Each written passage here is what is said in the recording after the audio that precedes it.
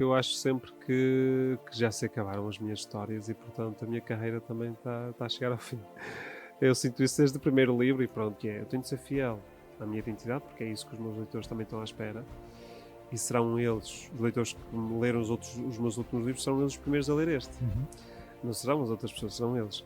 E, portanto, eu tenho de ser fiel àquilo que eu tenho vindo a fazer, mas tenho de trazer algo novo, sempre. Obviamente quero sempre chegar ao público, ao grande público, mas quero chegar e não vale tudo para se vender e para se alcançar números. E é por isso que há muitas histórias que eu poderia escrever, poderiam ser incríveis eventualmente, mas que eu não consigo escrever porque, se calhar, a mensagem que elas passam, eu não concordo com ela. E é uma missão minha, que eu gosto de assumir como minha, que é de deixar este mundo um bocadinho melhor. Esse é um dos meus compromissos com aquilo que eu faço.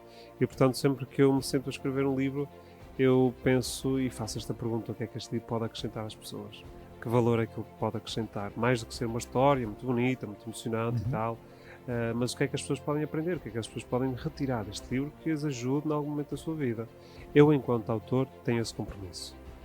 Mas acho que não preciso ser escritor, não preciso ser uma figura pública para ter esse compromisso. Acho que todos nós podemos ter esse compromisso.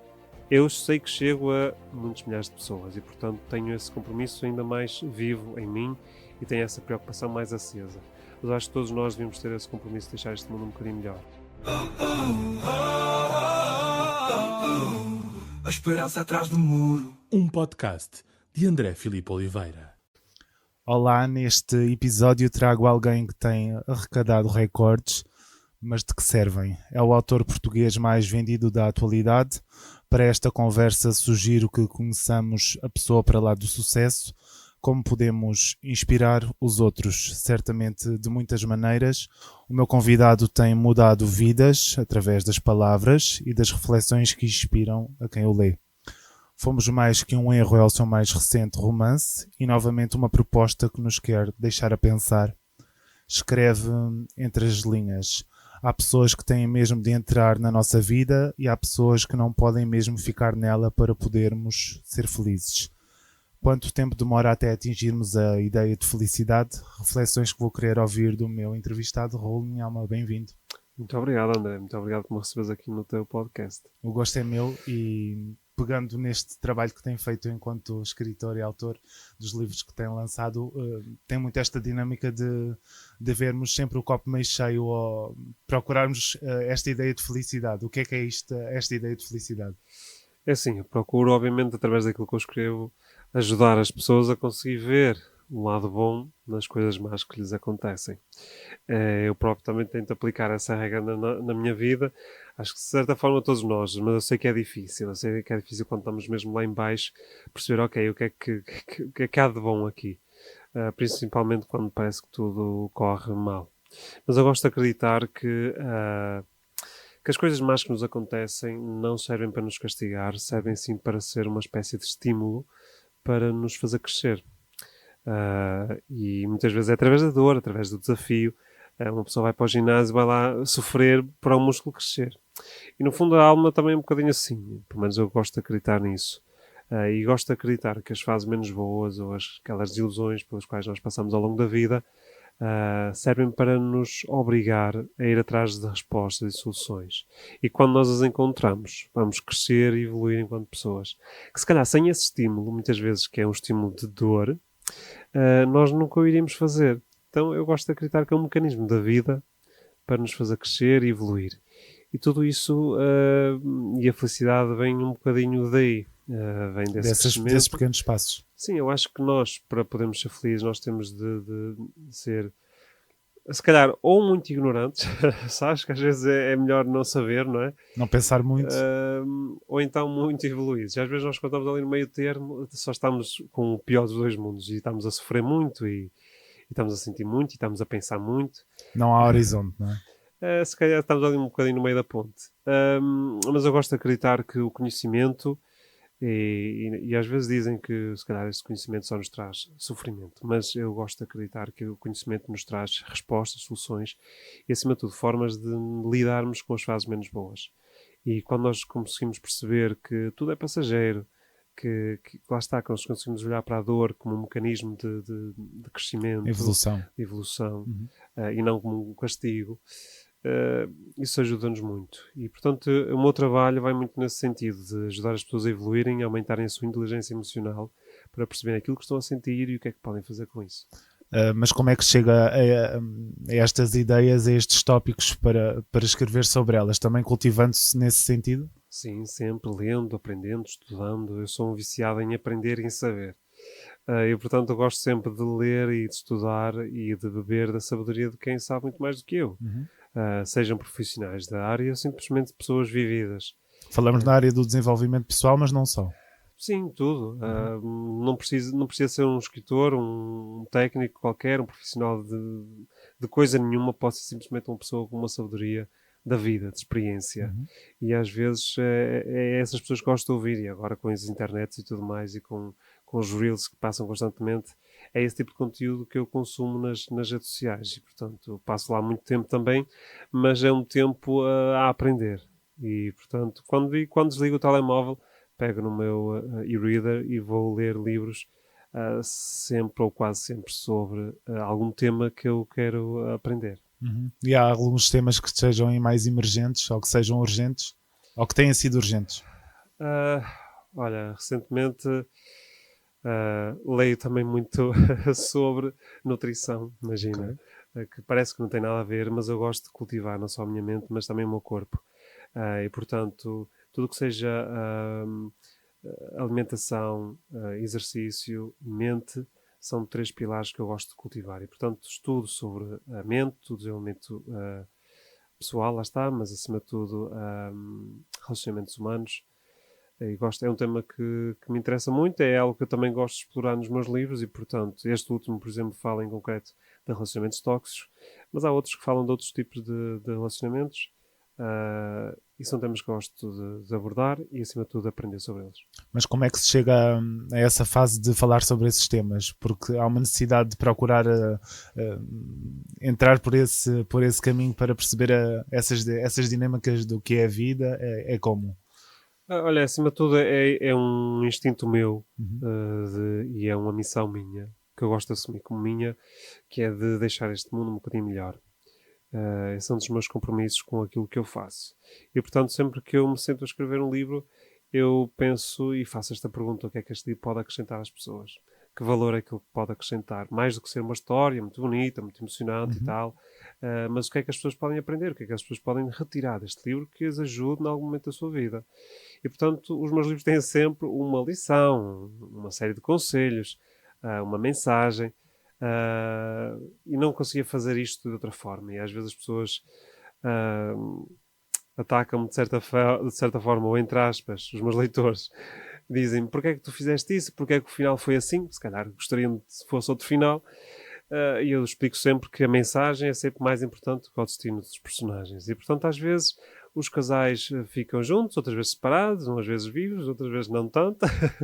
Como na vida, não é? Como na vida, claro, mas acima de tudo será sempre com um propósito, com a razão de ser, e muitas vezes essa razão é uma mensagem que precisa de ser passada.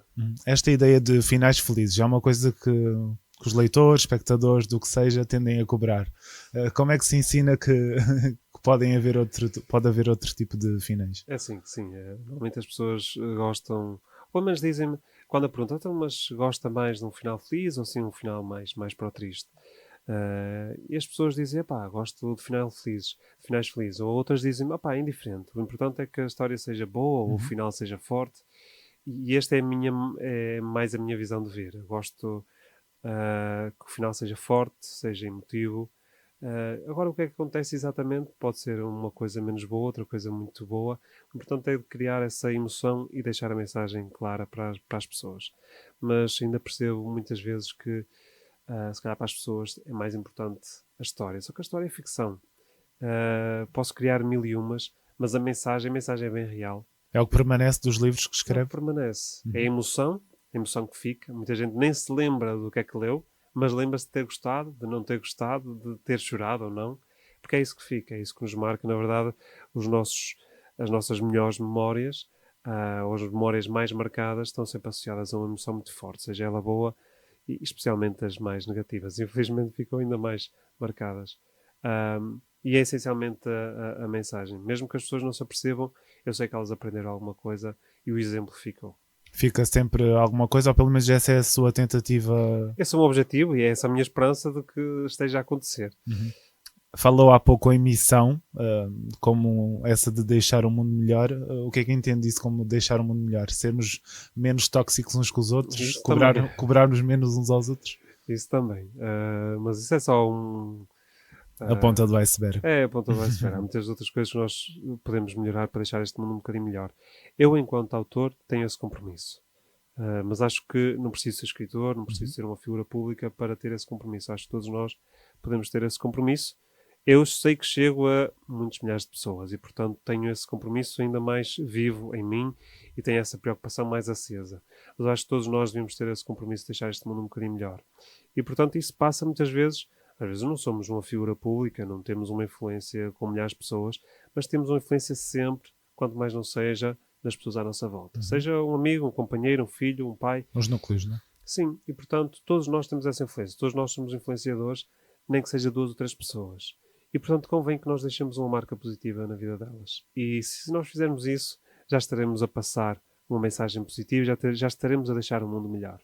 Mas que contributo é esse de querer deixar um mundo melhor? É esse do conhecimento, de procurar mais? Sim, ajudar as pessoas a isso, a evoluírem, a crescerem enquanto seres humanos, a aumentarem a sua inteligência emocional, dar-lhes ferramentas para que possam elas próprias evoluírem e serem melhores com elas mesmas e com as pessoas à sua volta. Portanto, nós quando temos essas ferramentas, ou quando eu os ajudo a perceber o porquê da dor, o porquê desta desilusão, o porquê deste trauma, a importância de resolver o teu passado, ou os traumas do teu passado, e de não aceitar certas coisas na tua vida, a pessoa vai, com estas ferramentas, ou com estes alertas, ou com estes conselhos, como quiserem chamar, a pessoa vai conseguir gerir melhor algumas coisas da sua vida, vai aprender, vai crescer, vai passar a ter relacionamentos mais saudáveis, eventualmente, vai fazer decisões mais acertadas e a sua vida vai melhorar. Com isso vai melhorar a vida de todas as pessoas à sua volta e o mundo, nem que seja um bocadinho,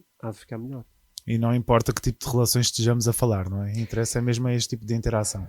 Sim, eu acho que de certa forma os relacionamentos parecendo que não, é aquilo que é o mais importante das nossas vidas. Acho que no final da vida de cada um ninguém se vai preocupar com outras coisas que senão as pessoas que nós mais amamos, as pessoas que são mais importantes para nós, e isso são relacionamentos. Mesmo o relacionamento que temos com nós próprios. E portanto, os relacionamentos será sempre a coisa mais importante da nossa vida e portanto é também sobre isso que eu gosto de debruçar quando me sento a escrever um livro. Neste novo romance propõe aqui uma dualidade entre alguém que vive uma relação que não é feliz e que descobre outra alguém que aparentemente também não é essa porta aberta para a felicidade, mas que vem baralhar as coisas. Que outras reflexões podemos tirar deste tipo de triangulação? Olha, o objetivo que eu quero passar é estarmos atentos aos padrões da nossa vida. E se nós olharmos para trás e fizermos assim uma análise da nossa e fizermos uma retrospectiva da nossa vida, se calhar, especificamente em alguns campos da nossa vida, vamos perceber que há um padrão que se repete. Muitas vezes é a nível dos relacionamentos, outras vezes é a nível de carreira, outras vezes é a nível financeiro, por pessoas que, por exemplo, não conseguem juntar dinheiro. Por alguma razão, não conseguem juntar dinheiro. Ou pessoas que simplesmente não conseguem encontrar uma pessoa com quem sejam felizes, ou uma pessoa que seja um relacionamento que seja saudável. E quando é sucessivo isto ao longo da nossa vida, não podemos culpar toda a gente. Não. Qual é o único elemento comum em todas estas ilusões ao longo da nossa vida? Provavelmente sou eu. E então, se eu sou o único elemento comum, se calhar é porque há alguma coisa em mim que precisa ser trabalhada. A nossa tendência é sempre para culpar tudo e todos. Culpar o nosso companheiro, culpar o nosso país, o nosso patrão, os nossos pais, enfim. Toda a gente é culpado, quem é o único inocente? Sou eu. A vítima, não é? E este papel de vítima, parecendo que não, é muito confortável, porque desresponsabiliza-nos. Né? De repente a responsabilidade é do outro e, portanto, a necessidade e a obrigação de mudar também é do outro. Portanto, se eu sou a vítima, eu não tenho de mudar. E é isto que eu tento passar às pessoas também. Olhar para dentro, perceber o que é que realmente precisa ser trabalhado aqui. E muitas vezes esses padrões são reflexos de alguma coisa que não está bem resolvida cá dentro. E muitas vezes essas coisas vêm da infância, onde criamos uma série de crenças, uma série de traumas, que depois vão marcando os nossos relacionamentos e muitas vezes a forma como nós olhamos para os campos da nossa vida, seja na carreira, seja no dinheiro, seja na saúde ou no amor. E sem dúvida as pessoas que leem tendem a rever-se, não é? Pelo menos nesse sentido de procurar a informação. Eu Sim, falei aqui em recordes no facto de ser o autor mais lido da atualidade, há uma procura por estes temas, já pelo menos pelas histórias, não é? Sim, eu acho que as pessoas já perceberam que os meus livros são muito mais do que histórias, e acho que isso acaba por ser também a minha imagem de marca, e portanto as pessoas também buscam estes livros porque sabem que vão ler uma história que é bonita, que é interessante, espero eu, Mas não é só isso. mas não é só isso, portanto vão sempre aprender alguma coisa que lhes será útil na sua vida. É essa a mensagem que vai chegando quando se cruzam consigo? Sim, muita gente me diz que os meus livros ajudaram em algum momento, seja porque estava a passar uma fase menos boa de saúde, ou um relacionamento que terminou, ou alguém que perdeu alguém essa pessoa perdeu alguém na sua vida, e isso é muito bom. É a melhor coisa que eu posso ouvir é quando alguém chega perto de mim e diz: olha, você ajudou muito, ou ajuda-me muito e nem sabe. Ou os seus livros ajudaram muito numa fase da minha vida. E claro que podia ser simplesmente porque consegui distrair essas pessoas dos seus problemas. Mas eu acredito que é um bocadinho mais do que isso. Além de as distrair, consegui dar-lhes algumas ferramentas para as ajudar de alguma forma. Quanto menos seja dar o meu grão de areia, já terá sido bom. Eu falei aqui em mudar vidas. Isto tem acontecido com quem eu leio? As pessoas é que mudam as próprias vidas, não é? Isso, eu assumir essa responsabilidade não assumo. Eu gosto de escrever livros que deem essas ferramentas que depois, claro, as pessoas vão mudar as suas vidas. Pelo menos assim tem acontecido com muitas pessoas que, por exemplo, tomam decisões de terminar um relacionamento. Depois de lerem um livro meu, por exemplo. Mas esse feedback chega na primeira pessoa. Chega. Pessoas que me confidenciam isso mesmo. E parece uma grande responsabilidade da minha parte, mas não é. Simplesmente as pessoas leram aquilo que eu escrevi, identificaram de tal forma, perceberam que se calhar estavam a viver aquilo. Por exemplo, eu escrevi um livro que falava sobre depressão. E muita gente leu o livro e percebeu, ao ler o livro, que estavam a passar também elas, ou estavam com princípios de depressão.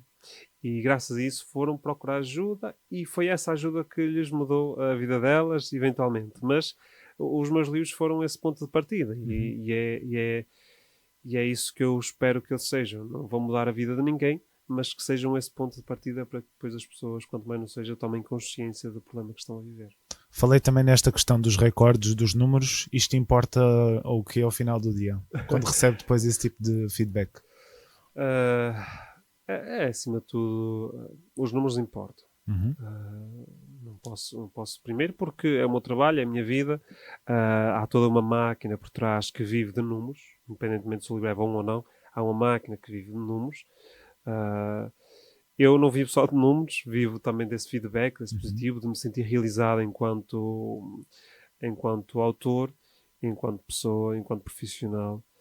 Mas os números importam, acima de tudo, para perceber também esse feedback do público. Eu, obviamente, quero sempre chegar ao público, ao grande público, mas quero chegar e não vale tudo para se vender e para se alcançar números. E é por isso que há muitas histórias que eu poderia escrever, que poderiam ser incríveis, eventualmente, mas que eu não consigo escrever porque, se calhar, a mensagem que elas passam, eu não concordo com ela. E sinto que, se calhar, pode ser uma mensagem que estará a induzir alguém em erro. E, portanto, eu não posso contar essa história. Então, estou sempre limitado pela mensagem que eu irei passar no meu livro. E por essa consciência sempre alerta de que tem de se rever naquela mensagem? Sim, tem de ser sempre algo em que eu acredito e algo que eu entendo que faça sentido neste momento da humanidade, da sociedade, por exemplo. Das nossas vidas em comum. Sim, quando eu lancei o meu livro, Durante a Queda Aprender a Voar, que é o tal livro que fala de depressão, foi em plena pandemia.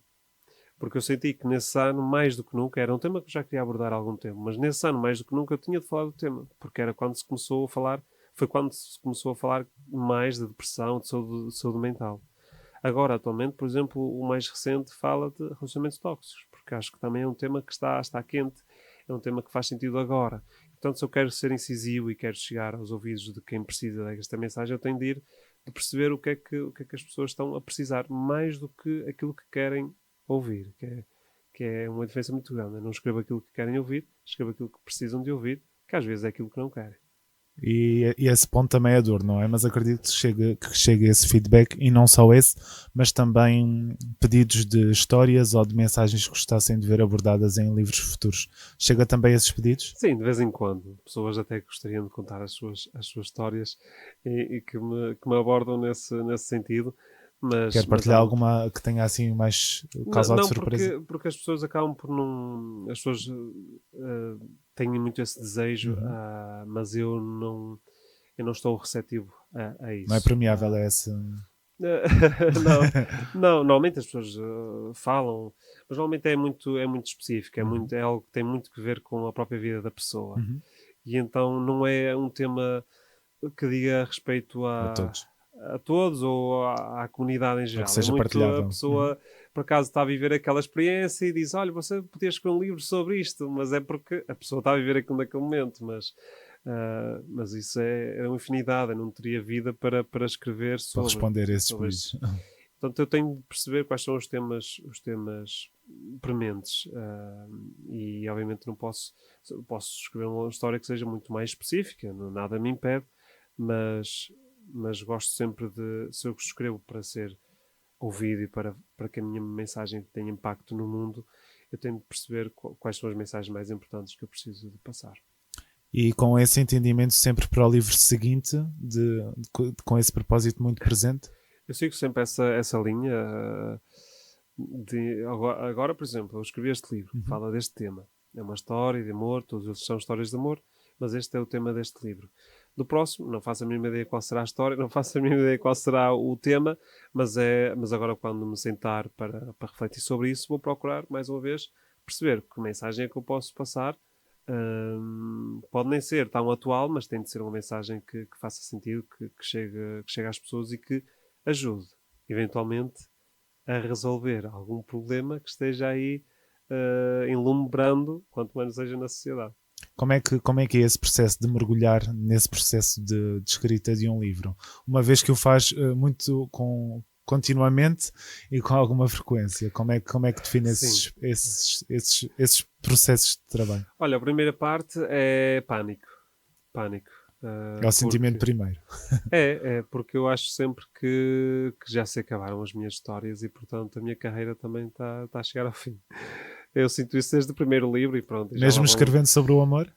Sim, porque e as histórias são infinitas. Isso é algo que eu faço questão também de me relembrar para não desanimar. Para não desanimar.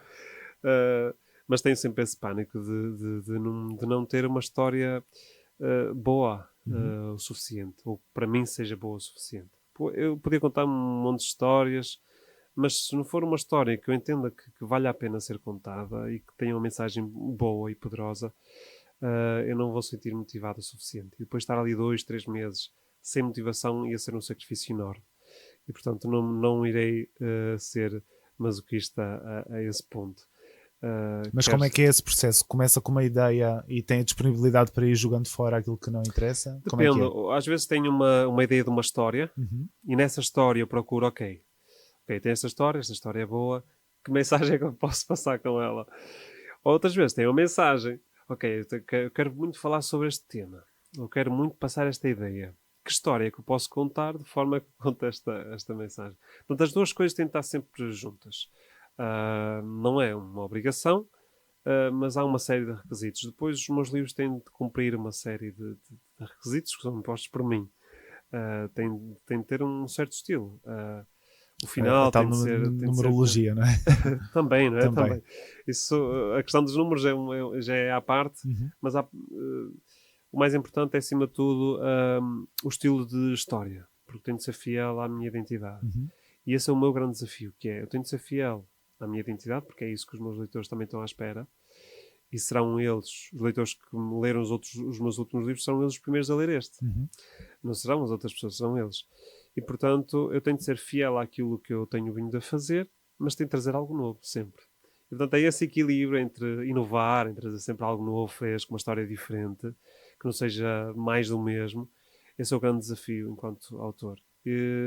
Mas ao mesmo tempo que a pessoa leia e diga, isto é diferente do que ele já fez. E esse é o meu grande desafio. Já vai no 7º romance, e agora, quando agora sossegar deste livro, vou começar a pensar no 8º, e além de ter de ser diferente dos 7 que eu já escrevi, tem de ser diferente de todos aqueles que eu conheço. E, portanto, são muitos mais. Obviamente que não vai ser diferente de todos os livros que existem no mundo, mas pelo menos daqueles que eu conheço. Não consigo escrever uma história que já existe. Não é? Como é que se define enquanto leitor? Olha, sou acima de tudo, leio, sou um interesseiro. Pode ser assim. Ou seja, eu leio quando... Não é quando, é o que eu sei que me vai ensinar alguma coisa. Portanto, eu quero aprender sobre este tema. Então, vou ler sobre isto. A ideia de entretenimento não cabe no espaço de pouco, leitura? Sinceramente, pouco. Eu sou tão viciado em aprender. A não ser que, por exemplo, seja um livro específico que eu gosto de ler também, uma vez mais, não por entretenimento. Eu não leio por entretenimento. Leio por gosto do aprender. E muitas vezes leio aquele livro porque, ok, o que é que eu vou aproveitar daqui? E se eu vou ler um livro que seja só ficção, provavelmente leio não ficção só, mas quando vou ler um livro sobre ficção, é perceber como é que este autor escreve, como é que esta história tem tanto impacto. Ou seja, também isso é para aprender, para absorver, para crescer também, para tirar dali alguma coisa boa e depois tentar, de certa forma, ou implementar, ou tirar o segredo dali. Mas consegue desfrutar durante esse processo? Parece quase como uma coisa muito matemática, não sendo matemática, mas com objetivos muito específicos. Depende. Normalmente, para desfrutar... Depende, por exemplo, se eu vou ver... Depende muito do livro. Mas por exemplo, com filmes ou séries. Se eu vou ver o filme com alguém ao meu lado, vou desfrutar, vou ver o filme. Mas eu também faço isto com os livros, também faço com os filmes. Ou seja, eu muitas vezes estou a ver filmes para ver como é que a história foi construída. Ou seja, um filme de 1h30 eu vejo em 30 minutos. Porquê? Mas isso é como se fosse... Eu só quero sacar dali aquilo que me interessa. Muitas vezes estão ali a conversar, ou está a pessoa só a caminhar na rua, aquilo não me interessa, passa à frente. Então muitas vezes um filme de 1h30 eu vejo em 30 minutos. São as dinâmicas que lhe interessam? Sim, quando estou tipo a ler ou a ver filmes e séries para aprender, para estudar, para conhecer, aí só quero, não estou interessado no entretenimento. Agora, lá está, agora estou a acompanhar uma série com a minha mulher e tudo mais. Vejo obviamente tudo do início ao fim e a série toda com 20 episódios, porque estou ali para desfrutar. E eu obviamente também estou sempre atento a como é que a história está a ser contada. Porque eu sou um contador de histórias e portanto eu sempre... Isso não se desliga. E muitas vezes estou a criticar e a minha mulher não gosta nada, porque estou a apontar ali aquilo que eu se calhar faria diferente, a história, os pontos onde a história não está bem construída, mas muitas vezes também estou a elogiar. A história está muito bem feita, está aqui uma rede bem montada e portanto se calhar às vezes é um bocadinho chato estar a ver um filme ao meu lado por causa disso. Esse poder de crítica vem do quê? Vem de onde? Ou de autocrítica? Não, isso autocrítica tem muito, demasiada. É demasiada? Demasiada, sim. Demasiada. Se calhar alguém que vai ler uma história e a verdade é que nós não vamos conseguir agradar toda a gente. Mas quando alguém aponta um detalhe da minha história, eu penso sempre, porque é que eu não percebi isso? Depois há outra que um defeito, aquilo que para uma pessoa foi um defeito, para outra já foi uma qualidade. E a outra pessoa já viu outro defeito que a outra não viu.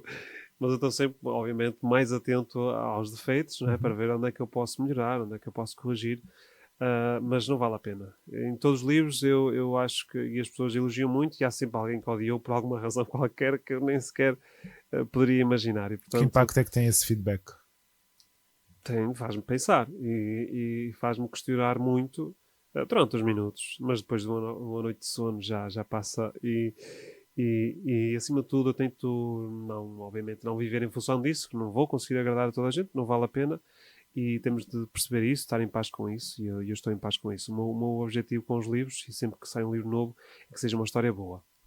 Essa é a única imposição que eu coloco a mim mesmo. Ela tem de ser uma história boa e tem de passar uma boa mensagem.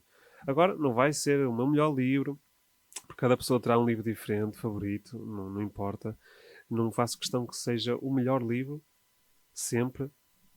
Faço sempre a questão que seja uma boa história. Esse é o ponto de partida. Como... Esse é o ponto de partida e é a única imposição que eu coloco a mim mesmo. Tem de ser uma boa história, tem de passar uma boa mensagem. Muito bem.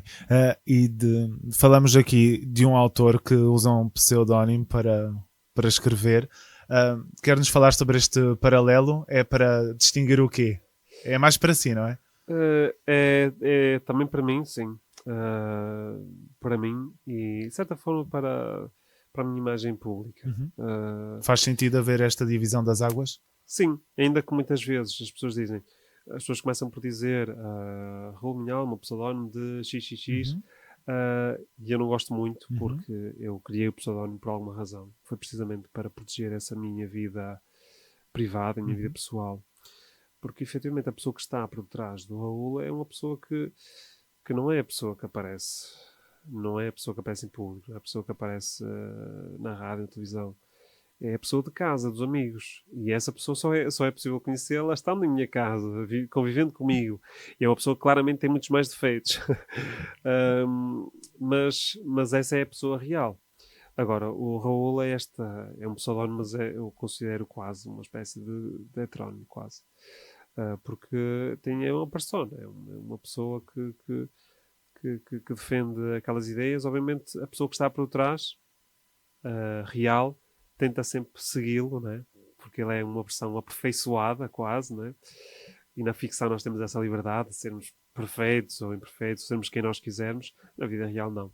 Portanto, tem outro peso, outra dificuldade. Mas com sim, esse olhar de perspectiva? Sim, é como se fosse a luz que a pessoa real tenta seguir também. Mas tem um peso da realidade, tem a dificuldade, tem os seus medos e traumas, e o caminho vai-se fazendo. Mas sempre com esse guia, quase com um eu nosso que nós projetamos no futuro, e aquele é como se fosse o nosso herói, é a pessoa em quem nós nos queremos tornar. E eu faço isso com um pseudónimo. E essa curiosidade em torno destas duas identidades, digamos assim, compreende-a? Como é que a aceita ou vai recebendo? É mais estranho para quem vem de fora, por exemplo. Quem sempre já me conheceu muito antes de ser Raul, ou de escrever sobre estes temas e de escrever desta forma, percebe, é normal estar comigo. Mas quem vem de fora, quem não me conhece, e depois conhece a faceta da pessoa que está por trás, que é muito mais engraçada, faz mais umas graçolas, mas também tem outros defeitos, é estranho.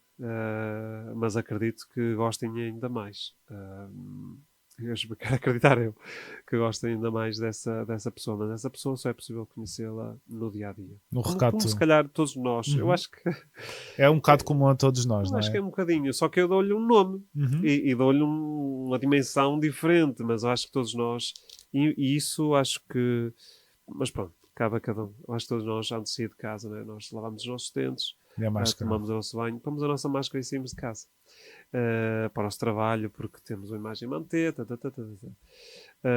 mas a pessoa real, qual é? Onde é que está a pessoa real? Infelizmente, e isto é o que me preocupa mesmo, é que há muitas pessoas que chegam a casa e nem em casa podem tirar essa máscara, sabes?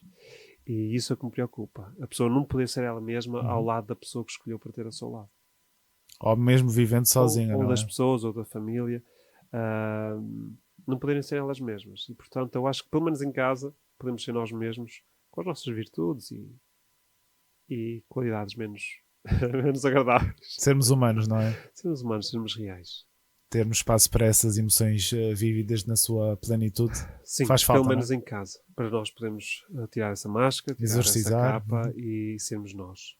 É importante fazer esse exercício. Ainda assim, embora com estas duas identidades, vai partilhando a conta-gotas aquilo que entende da sua intimidade, como a família. Sim, porque não consigo inventar uma família, percebes? Então, muitas vezes não é aquilo que eu mais adoro, mas eu não consigo dissociar. Eu consigo criar uma persona, consigo criar um pseudónimo. Mas faz essa partilha tranquilamente, Não... Faço porque, apesar de tudo, por muito que seja um pseudónimo, uma trama, o que seja, eu sou uma pessoa real e eu não ando aqui com uma marioneta. Eu sou uma pessoa real e a minha vida há muitas coisas que não dá para dissociar. Posso inventar um nome, 1000 personalidades, não posso inventar outro corpo, outra vida. A minha mulher não iria gostar, de certeza. E, portanto, não tenho vidas paralelas, sou só um. E, portanto, há algumas coisas que eu não consigo. Quando fala da história da infância do Raul Minhão, vou falar a infância da pessoa real, não é? Claro. Porque não vou inventar. É não posterior vou também, essa farsa. identidade também, não é? E Há faz coisas sentido. que não dá, mas aquilo que eu puder separar Preservar? e preservar e guardar, irei fazê-lo. Que olhar faz este do panorama literário em Portugal? Olha, eu acho que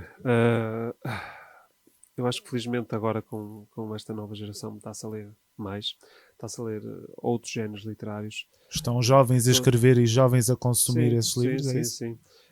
A escrever sempre houve, quase se calhar mais do que a ler, mas agora há muita malta jovem a ler. Isso é muito bom. Há muita malta jovem nas redes sociais a falar sobre livros. Os bookstagrams explodiram desde a pandemia para cá. E, portanto, são pessoas que partilham o gosto pelos livros, pela leitura. E os livros têm-se vendido, penso que mais e melhor. Agora, claro que são outros géneros, os géneros que vão aparecendo, novos, se calhar a malta mais antiga não está tão receptiva, porque tem mente mais fechada. Eu próprio não os conheço, os géneros novos que estão a aparecer, às vezes mistura entre romance e fantasia, uma coisa assim. Mas é assim que se deve fazer. A literatura, como tudo na vida, deve evoluir, deve crescer. E eu estou aqui a tentar acompanhar esse ritmo. Esses tempos. Quando chegou, o que é que sentiu? Já escreve desde 2016, sensivelmente? Sim. Comecei muito quase sem querer, portanto, fui também apalpando o terreno. Mas com essa receptividade de quem já estava ou provar também? Sim, por exemplo, eu escrevia poesia, depois romance, depois textos. Eu fui também experimentando a mim próprio onde é que me sentia mais confortável, mas também onde é que eu conseguia furar. Percebes? Tipo, que é um meio, obviamente, que é difícil não é difícil publicar um livro, mas é difícil tu... A continuação, não é? É, a continuação e ser uma continuação consistente, que permita viver disso e ter algum destaque nisso.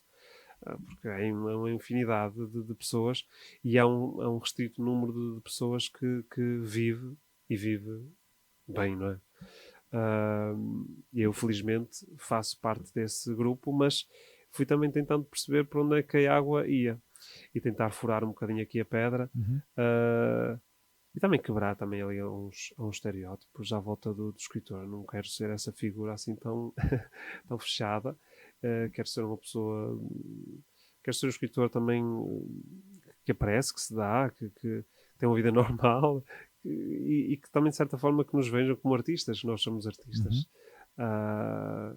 É uma arte assim muitas vezes mais reservada, que ninguém nos vê, mas somos artistas, é uma arte. E é bonito também nós partilharmos isso, também fazermos, por exemplo, uma sessão de autógrafos e as pessoas vão e fazem uma fila para estarem connosco. Isso é muito gratificante e eu gosto muito de contribuir para trazer atenção para a literatura, para os livros. Muitas vezes de repente nós olhamos para a televisão e parece que é só cantores e atores. Não, há muitos outros artistas e não é só escritores, muitas artes que se calhar têm menos destaque do que a escrita. Mas é muito importante também continuarmos a ter espaço nos podcasts, como o teu, na televisão, na rádio e tudo mais. Diversificar, não é? Chegar a Sim, todos. Sim, nós aparecermos aí, haver espaço ainda para os escritores e isso é muito bom. E tem havido, não posso queixar. Falou desta dificuldade ou deste privilégio, escolherá a palavra que melhor serve, de viver da escrita aqui em Portugal. É efetivamente difícil, é desafiante. Como é que foi para si ou está a ser para si? Olha, eu na verdade acho que nunca tive dificuldades em viver da escrita, porque desde sempre... Correu bem. Desde sempre que correu bem, eu fiz por correr bem. Porque muito antes de 2016 já escrevia e já publicava desde 2011. Portanto, durante até explodir e viver realmente da escrita, que também foi quando eu acabei o meu curso da faculdade. E, portanto, coincidiu. coincidiu, acabei por nunca exercer a profissão de engenheiro, neste caso, que foi o que estudei. Nunca exerci a profissão, comecei logo a viver a 100% da escrita e para a escrita. Mas antes eu estudava, mas já escrevia, mas já vendia os meus livros, portanto já sacava uns euros dali, já conseguia fazer umas coisas, e portanto eu sempre olhei para, assim dessa forma. Mas também como olhei dessa forma, ou seja, não é só escrever, mas ok, o que é que eu posso retirar daqui? Porque se eu conseguir viver da escrita, eu vou conseguir viver para a escrita também, e vou conseguir melhorar a cada dia. Porque se estiver aqui a dividir-me entre, ok, vou escrever à noite, mas agora de manhã tenho o meu trabalho, quase que não consigo pôr a minha energia naquilo e aperfeiçoar-me naquilo. E muitas vezes é isso. Às vezes as pessoas têm uma arte, mas se elas, e às vezes parece que queremos ganhar dinheiro com o nosso talento é soberba, ou é arrogância, ou é ambição desmesurada. Mas não é. É uma forma também de nós podermos começar a dedicar-nos só àquilo. E não destruirmos a nossa energia e conseguirmos aperfeiçoar-nos. E isso, felizmente, sempre foi o meu foco também. Ok, eu estou a escrever, mas eu também quero viver disto, quero poder viver disto. Então, como é que eu posso equilibrar aqui as duas coisas para depois também me poder dedicar só a isto e ser cada vez melhor a fazer o que faço? O que é que a escrita lhe tem dado? Olha, tem-me dado uma missão boa, um sentimento de realização também nesse aspecto, ou seja, a nível profissional. Tem-me dado muitas coisas boas. Primeiro, quase toda a minha vida vive em função disto. Tem-me dado muita liberdade, ou seja, a carreira que eu tenho permite-me passar o dia em casa. Ou seja, o meu trabalho também é em casa e, portanto, eu e a minha família vivemos 24 horas, são 24 horas juntos. Ou seja, não tenho de sair para ir para o local de trabalho. Isso é algo que me deixa muito feliz. É dono do seu tempo. Sou dono do meu tempo. Claro que tenho uma responsabilidade acrescida, que é, eu preciso, claro, de ter uma gestão de tempo, de me automotivar, mas eu acho que também nunca tive dificuldades em automotivar-me, porque há muitas pessoas que têm de sair para... ou para irem para o ginásio têm de ter um PT que as obriga a ir, porque senão Os não pequenos vão. motivos, não é?